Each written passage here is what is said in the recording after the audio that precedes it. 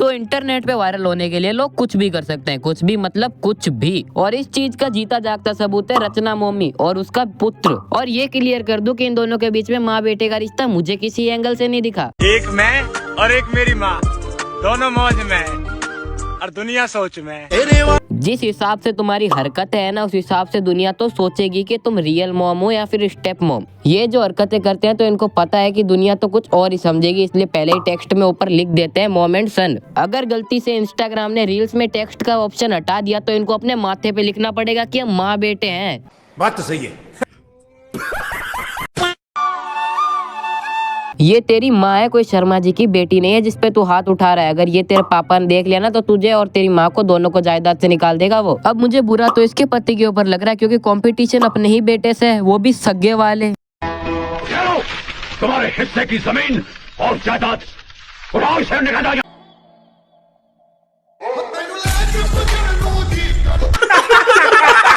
अगर ये रील्स तुम पहली बार देखोगे ना तो तुम्हें एक ही चीज लगेगी, ये तो प्यार के पंछी है। लेकिन अगर तुम थोड़ा सा ऊपर जाओगे ना तो तुम्हें एक टेक्स्ट दिखाई देगा जिसमें लिखा होगा मॉम एंड सन। और ये देखने के बाद हो जाएगा दिमाग खराब। अगर मॉम एंड सन था तो नीचे ये जो हो रहा है कारनामा वो क्या है, और वो कारनामा ये था तो ऊपर मॉम एंड सन क्यों लिखा हुआ है।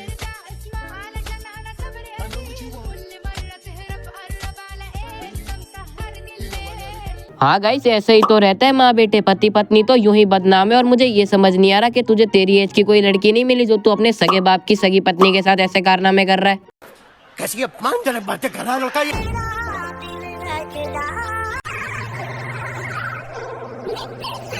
वैसे तो हम ऐसा कर नहीं सकते, लेकिन गलती से भी अगर मैंने अपनी मम्मी को खाना बनाते टाइम परेशान कर दिया तो बेलन का उपयोग रोटी बनाने में नहीं होगा, फिर वो उपयोग होगा मेरे ऊपर और आवाज आएगी फड़ फड़ फड़ाफड़ और मेरे रोने के बाद ही खत्म होगी वो आवाज। लेकिन ये किस एंगल से माँ बेटे का रिश्ता है यार? गोदी में उठा लिया तूने, ये रिश्ता क्या कहलाता है?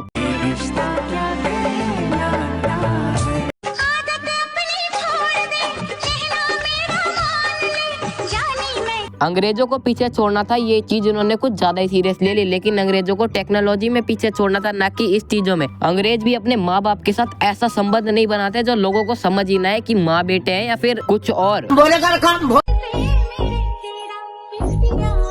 आंटी आप आंटी हो, ना कि कोई जवान औरत। वो बात अलग है कि आप जवान लग रहे हो क्योंकि आपकी शक्ल एक स्टेज पे आके रुक चुकी है जैसे मेरे सब्सक्राइबर। लेकिन आप आंटी हो, ये चीज आप समझ क्यों नहीं पा रहे? मुझे तो ये समझ नहीं आ रहा कि आप समझ क्यों नहीं पा रहे कि आप आंटी हो। लेकिन इसमें आंटी की भी कोई गलती नहीं है क्योंकि आंटी को अपने पति से कंटेंट नहीं मिल पा रहा, इसलिए वो अपने बेटे के पास जा रही है कंटेंट बनाने के लिए। ये सब देखने के बाद मैंने तो सोच लिया मैं कभी रील्स बनाने वाली लड़की से शादी नहीं करूंगा, क्योंकि आगे जाके मुझे ये सब चीजें फेस नहीं करनी। बेकार है भैया, मैं तो टूट गया।